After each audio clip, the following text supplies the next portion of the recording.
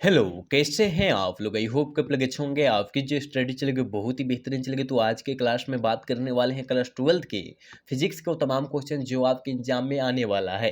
तो आप अच्छे तरीक़ा से देखने का कोशिश कीजिएगा, क्योंकि जितना प्रश्न आज की इस क्लास में कराएँगे, आपके फाइनल एग्जाम के लिए काफ़ी ज़्यादा फ़ायदेमंद क्वेश्चन होगा। इसलिए सारे क्वेश्चन को अच्छे तरीक़ा से देखने का कोशिश कीजिएगा। तो चलिए बिना टाइम गवाए क्वेश्चन की तरफ बढ़ते हैं। इससे पहले क्लास को लाइक नहीं किए हैं तो क्लास को लाइक कर लीजिएगा और साथ में चैनल को भी सब्सक्राइब कर लीजिएगा, क्योंकि जब भी मैं आपके बीच लाइव क्लास कराऊँ आपके बीच नोटिफिकेशन पहुँच जाए, ठीक है ना? और जितना साइड से क्वेश्चन हम लोग चर्चा करेंगे, उस क्वेश्चन को भी आप लोग अच्छे तरीक़ा से देखने का कोशिश कीजिएगा। कहा जा रहा है किस रंग का तरंगदैर्घ्य सबसे कम होता है? अगर तरंगदैर्घ्य की बात किया है और कम की बात किया है तो बैंगनी मारिएगा, और अधिक की बात करेगा और तरंगदैर्घ्य की बात करेगा तो लाल मारिएगा। दोनों याद रखिएगा। तो यहाँ कम कहा है, इसलिए हम लोग ऑप्शन ए वाला टिक आउट करेंगे, क्योंकि बैंगनी का तरंगदैर्घ्य सबसे कम होता है, लाल का सबसे अधिक तरंगदैर्घ्य होता है। याद रखिएगा, ठीक है ना? चलिए नेक्स्ट क्वेश्चन की तरफ बढ़ते हैं। और 2 नंबर क्वेश्चन में कहा जा रहा है कि दृश्य स्पेक्ट्रम के रंगों में किसका अधिक तरंगदैर्घ्य होता है? सेम यही क्वेश्चन हम आपको बतलाए कि तरंगदैर्घ्य कहेगा और अधिक कहेगा तो लाल मारिएगा, और तरंगदैर्घ्य कहेगा और कम कहेगा तो बैंगनी मारिएगा। सेम यही क्वेश्चन हमने अभी 1 नंबर क्वेश्चन में बतलाइबे की है, ठीक है ना? तो ऑप्शन ए वाला सही हो जाएगा, क्योंकि अधिक की बात किया जा रहा है यहाँ पर, ठीक है?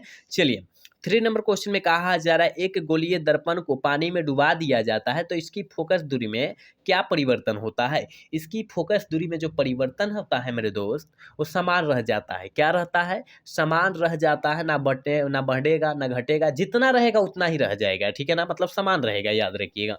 ऑप्शन सी वाला सही होगा, 3 का करेक्ट सी हो जाएगा, याद रखिएगा।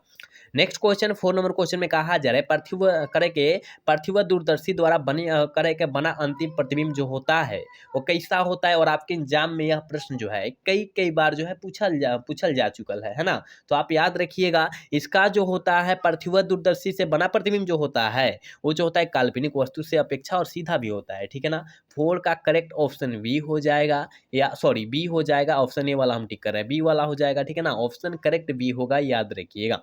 नेक्स्ट क्वेश्चन 5 नंबर क्वेश्चन में कहा जा रहा है मेरे दोस्त, कहा जा रहा है ना 40 सीएम फोकस दूरी वाले एक उत्तल लेंस को 20 सीएम फोकस दूरी वाले अवतल लेंस के संपर्क में रखते हैं तो समतुल्य की संयोजन की क्षमता जो हो जाएगी वो क्या हो जाएगी? जल्दी इसका आंसर बतला दीजिए, क्या हो जाएगा? इसका आंसर आप लोग फटाफट बतलाने का कोशिश करेंगे, क्योंकि आप सभी को पता होगा कि आगे सबसे पहले 2 गो लेंस दिया है।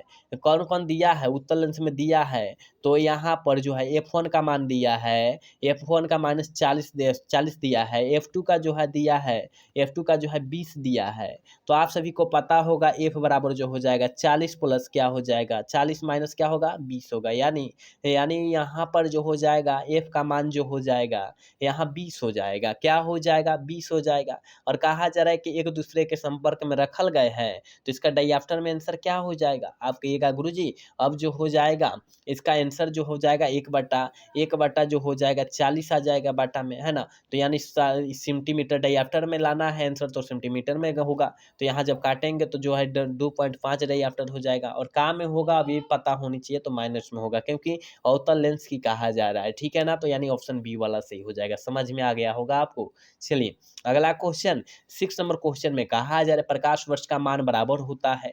प्रकाश वर्ष का मान जो बराबर होता है 9.46 गुने 10 के पावर 15 मीटर के बराबर होता है। और पूछा जाएगा कि प्रकाश का मात्रक क्या होता है, तो दूरी होता है। ये भी साथ में याद रखिएगा। करेक्ट ऑप्शन ए होगा, 6 का ऑप्शन ए होगा, याद रखिएगा। 7 नंबर क्वेश्चन में कहा जा रहा है किसी भी प्रिज्म की वर्ण विक्षेपण क्षमता निर्भर करती है। किसी भी प्रिज्म की वर्ण विक्षेपण क्षमता जो होती है प्रिज्म के पदार्थ के प्राकृतिक पर निर्भर करेगी। और आपके एग्जाम 2023 में यह क्वेश्चन जो है पूछल जा चुकल है, याद रखिएगा, ठीक है?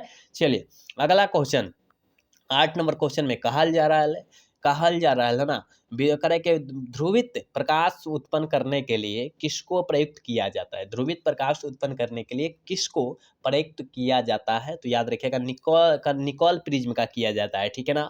ऑप्शन सी वाला करेक्ट हो जाएगा, याद रखिएगा। मैं आपके बीच पूरा गैस करके सारे क्वेश्चन करा रहा हूँ, तो आप अच्छे तरीका से कोशिश कीजिएगा सुनने के लिए, पढ़ने के लिए, याद रखने के लिए, ठीक है ना? क्योंकि आपके बीच वही क्वेश्चन हम कराते हैं जो आपके एग्जाम में आने वाला है, ठीक है? चलिए अगला क्वेश्चन 9 नंबर क्वेश्चन में कहा कहा जा रहा है जब स्रोत और पर्दे के बीच की दूरी बढ़ा दिया जाता है तो फ्रिज की चौड़ाई में जो होता है परिवर्तन जो होता है क्या होता है, बढ़ जाता है, इंक्रीज हो जाता है। ऑप्शन ए वाला सही होगा। ठीक है, नेक्स्ट क्वेश्चन 10 नंबर क्वेश्चन में कहा जा रहा है प्रकाश अनुप्रस्थ तरंग की है क्योंकि यह प्रदर्शित करता है। क्योंकि यह किसको प्रदर्शित करता है, आप कहिएगा गुरुजी ध्रुवन को प्रदर्शित करता है। ये भी आपके एग्जाम 2022 में पूछल जा चुका है ना, याद रखिएगा। कहा जरा पूर्ण आंतरिक परिवर्तन की स्थिति में परिवर्तन गुणांक का मान जो होता है कितना होता है, 2023 में यह क्वेश्चन आया हुआ है। आप याद रखिएगा कितना होता है, कितना होता है, आप कहिएगा गुरुजी 1 से अधिक होता है। हाँ बिल्कुल, ऑप्शन बी वाला सही हो जाएगा, याद रखिएगा 11 का। ठीक है, चलिए 12 नंबर क्वेश्चन में काफी ज्यादा खास क्वेश्चन है और आपके एग्जाम 2023 में पूछल गए है। यह क्वेश्चन जो है 2023 में पूछल गया है। कहा जरा मृग मरीचिका का कारण जो होता है क्या होता है, तो याद रखिएगा पूर्ण आंतरिक परिवर्तन और आंतरिक परिवर्तन होता है। ठीक है ना, आप अपवर्तन और पूर्ण आंतरिक परिवर्तन होता है, याद रखना है। ठीक है, ऑप्शन ए वाला करेक्ट हो जाएगा, याद रखिएगा। चलिए 13 नंबर क्वेश्चन का समतल दर्पण की वक्रता त्रिज्या होती है। समतल दर्पण की वक्रता त्रिज्या जो होती है वो क्या होती है, कहिएगा सर इन्फिनिटिव होती है, अनंत होती है। इन्फिनिटिव का चिन्ह इस तरह भी होता है, आप याद रखिएगा। 8 का जो है सामना सामनी जो है तिरछा तिरछी कर दीजिएगा, इन्फिनिटिव का चिन्ह हो जाएगा। ठीक है, चलिए अगला क्वेश्चन की तरफ बात करते हैं। कहा जा रहा है कि तालाब की तली कुछ ऊपर उठी हुई प्रतीत होती है, इसका कारण क्या है। इसका कारण जो है क्या होता है, आप कहिएगा गुरुजी इसका जो कारण होता है प्रकाश का अपवर्तन होता है। क्या होता है, प्रकाश का अपवर्तन होता है। ऑप्शन सी वाला करेक्ट हो जाएगा, याद रख रहे हैं ना। ठीक है, चलिए कहा जा रहा है वस्तु से आभासी, कह रहे हैं कि वस्तु से बड़ा आभासी प्रतिबिंब बनता है। वस्तु से बड़ा आभासी प्रतिबिंब जो बनता है वो किसमें बनता है, अवतल दर्पण से बनता है।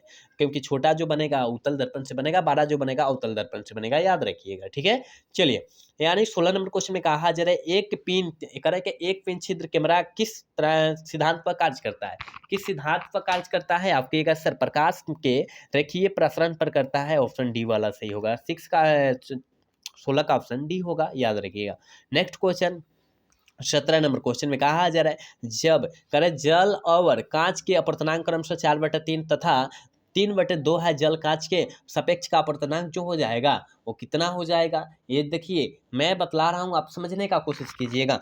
म्यू ओमेगा बराबर जो होता है 4/3 दिया है, कितना 4/3 दिया है। यहाँ म्यू जी बराबर दिया है 3/2 दिया है। यहाँ तक तो समझ में आ गया होगा। अब कह रहा है, आपको कह रहा है कि डब्लू म्यू ओमेगा जी बराबर क्या होगा, तो आप कहिएगा सर इसका फॉर्मूला होता है ये वाला होता है और ओमेगा जी होता है ना। आप बैठाना लीजिए, क्या हो जाएगा 4/3 हो जाएगा, 3/2 हो जाएगा। जब इसको पलटा जाएगा तो यानी यहाँ पर जो हो जाएगा 4/3 के 3 हो जाएगा, और जब नीचे वाले भाग को जब पलटा जाएगा 2 ऊपर चला जाएगा 3 नीचे आ जाएगा कि नहीं आ जाएगा।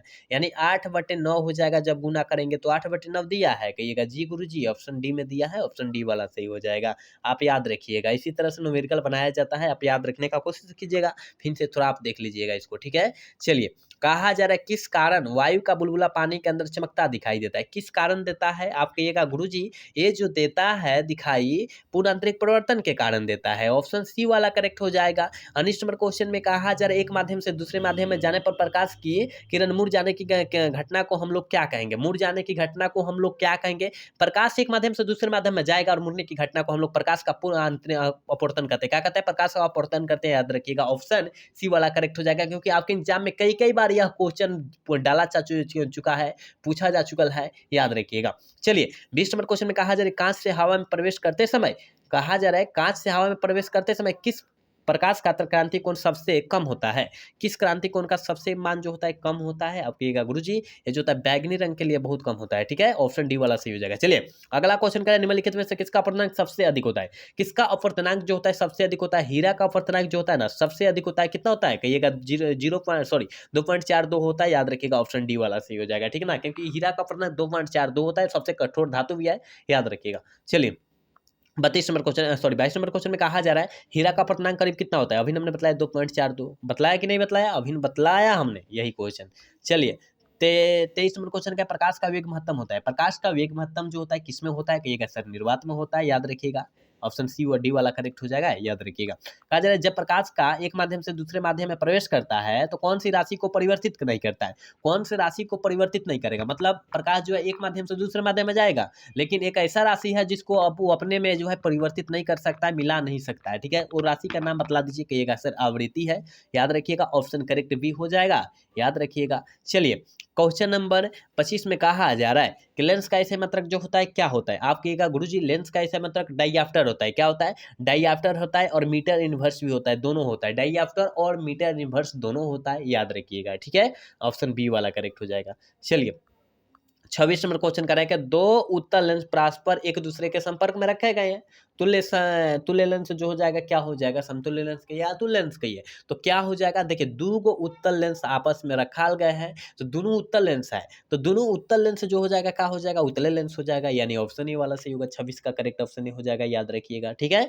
चलिए नेक्स्ट क्वेश्चन 27 नंबर क्वेश्चन में कहा जा रहा है कांच के एक अवतल लेंस को जब जल में डुबाया जाता है तब यह हो जाता है, तब यह कौन हो जाता है, क्या हो जाता है, कम अपसारी हो जाता है, कम अपसारी हो जाता है, ऑप्शन सी वाला करेक्ट हो जाएगा, याद रखना है। चलिए 28 नंबर क्वेश्चन करेंगे एक लेंस की फोकस दूरी 20 cm है, इसकी क्षमता जो हो जाएगी क्या हो जाएगी, एक लेंस की फोकस दूरी 20 cm है, यानी एफ का मान जो है 20 cm है, कितना 20 cm है, और फोकस दूरी यानी क्षमता की बात किया जाए तो 100 बटा करना दीजिए एफ, तो 100 बटा कितना कर देंगे 20 कर देंगे, जब काटेंगे तो 5 डाइऑप्टर नहीं आ जाएगा, कहिएगा जी गुरुजी ऑप्शन डी में दिया है, ऑप्शन डी वाला सही जगह, इतना आसान नहीं आ रहा है बनाने, बिल्कुल आना चाहिए आपको, ठीक है।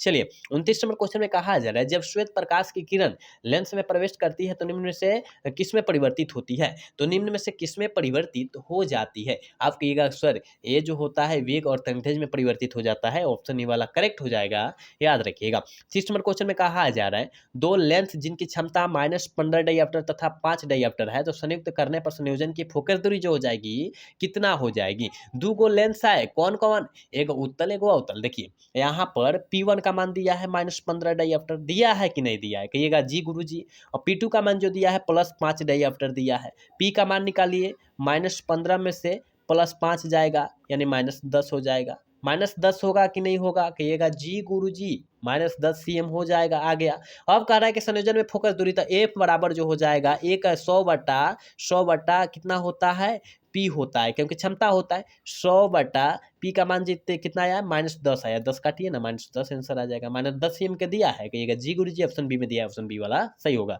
31 नंबर क्वेश्चन में कहा जा रहा है किसी वस्तु का मनुष्य की आंखें के रेटिना पर बना प्रतिबिंब जो होता है कैसा होता है, कैसा होता है रेटिना पर प्रतिबिंब, कहिएगा वास्तविक और उल्टा, बिल्कुल ऑप्शन डी हो जाएगा, याद रखिएगा। चलिए 32 नंबर क्वेश्चन का निकट दृष्टि दोष निर्वाचन के लिए प्रयुक्त किया जाता है, निकट दृष्टि दोष को जो है अवतल लेंस से दूर किया जाता है, अवतल लेंस से दूर किया जाता है, दीर्घ या दूर दृष्टि दोष को जो है उत्तल लेंस से दूर किया जाता है, याद रखिएगा, तो ऑप्शन सी वाला सही हो जाएगा, क्योंकि यहाँ निकट कर रहा है तो अवतल लेंस हो जाएगा, ठीक है।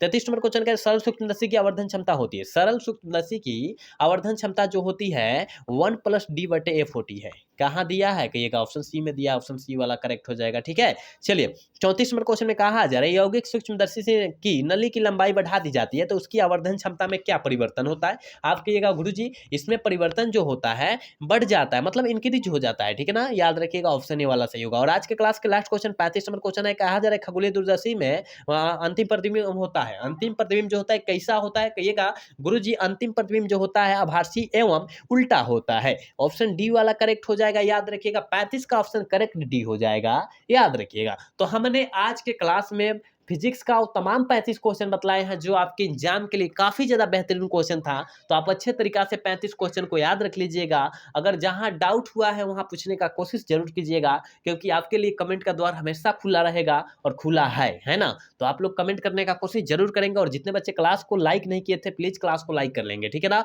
तो आज का क्लास जो है कैसा लगा, अगर अच्छा लगा होगा तो चैनल को सब्सक्राइब और वीडियो को लाइक करना तो मिलेगा, मिलेंगे अगला सेशन में, जय हिंद जय भारत, टाटा बाय बाय।